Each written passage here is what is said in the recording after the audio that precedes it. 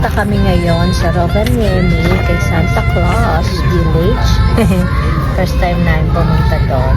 Kasama si Rachel, si Mama, si Yui, tsaka si Catalina at Cassandra. Ayan. Dito kami sa train.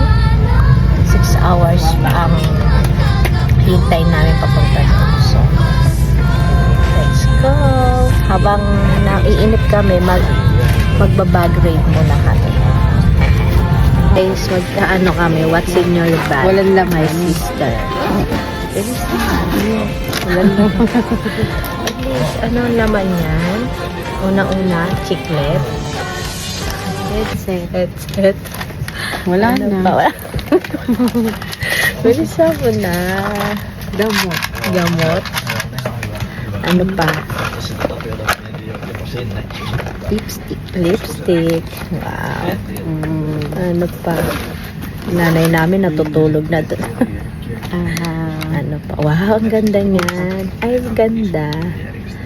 Wow. Ano pa? May humihilig. Humihilig. Gamot ulit. Gamot. Anong gamot yan? For headache. Headache. Charger. Lotion na malaki. Lotion. Ang laki kasi talaga sa bag mo yan, ah. Ang ganda. Kasi siya. Ano pa? Wallet. Wow. Wait a moment. Ano pa ba naman yun? Ano pa naman niya? Perfume. Wow, ay favorite ko din niya. Amoy na yan. Mabango siya. Ano pa? Sige.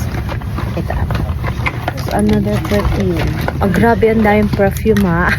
Ang dami kasi sa bag mo yan. Tapos, dala ko yung buong headband. Ay, ang ganda. Ay, ang ganda. Christmas na. Ano pa? Susi. Ang galing. Foundation. Charger ulit. Sa charger. Takot malobat. Charger ulit. Wala. Gamot ulit. Vitamin. Wala na. Nasa dalawang gilid.